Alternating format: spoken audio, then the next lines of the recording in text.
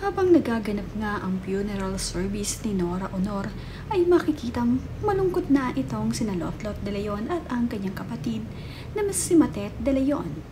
Makikita nga na nagpupunas na ng luha itong si Matet. At nang tumugtog na nga at kumanta ang mga supporters ni Nora Honor, ay napahagulgol na nga rin itong si Lotlot de Leon. Hindi na nga rin napigilan ni Lotlot ang hindi mapaiyak. Kaya naman itong si Matet ay napayakap na nga lamang sa kanyang ate habang siya ay humahagulgol.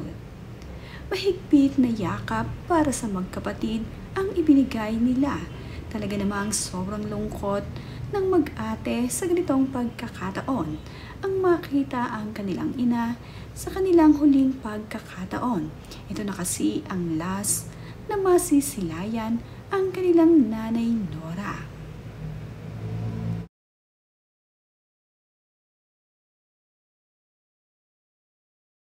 Ito nga ang pinakamasakit na part para sa anak na ililibing ang kanilang magulang. Ang makita papalayo ito sa kanilang harapan. Nang makita naman nga ng anak ni Lotlot na siya ay umiiyak, ay agad namang lumapit sa kanya ang kanyang anak na lalaki na si Diego. Niyakap nga siya ng mahigpit nito. Mahigpit na yakap para sa kanyang ina na nalulungkot. Ganoon din naman ang asawa ni Lotlot na si Paddy. Niyakap din niya ang kanyang asawa upang ito ay kumalma. Talaga namang napakasakit para sa magkakapatid ang mawala ang kanilang mahal sa buhay. Kagaya na nga lamang nitong pamilya ni Lotlot na labis na nagdadalamhati ngayon sa pagkawala ng kanilang ina.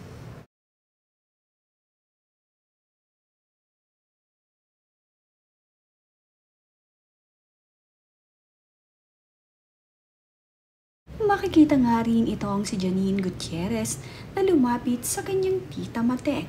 Ito nga ay upang pakalmahin ang umiiyak niyang tita. Masakit nga para sa kanila ang mga huling sandaling ito. Ang lahat naman nga ay nagluluksa, hindi lamang ang pamilya ni Nora, kundi pati ang kanyang mga fans at supporter ay talagang nalulungkot.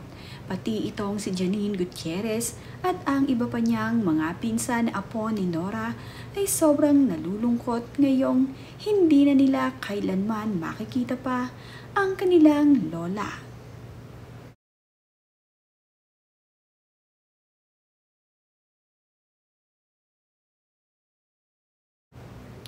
Masakit man nga para sa pamilya ni Lotlot at ng kanyang mga kapatid, pati sa kanyang mga apo, ay talaga namang palalakasin nila ang kanilang loob at talagang magsasama-sama sila at magmamahalan.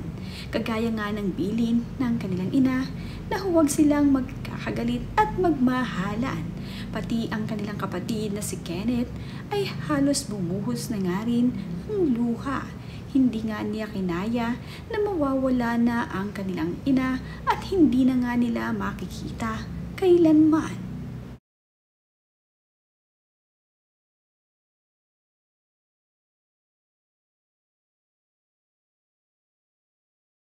Naihatid na nga ng pamilya ni Nora at ng ilang mga supporters ni Nora itong si Nora Honor. Ngayon nga ay nakahimlay na ang kanyang labi dito sa libingan ng mga bayani.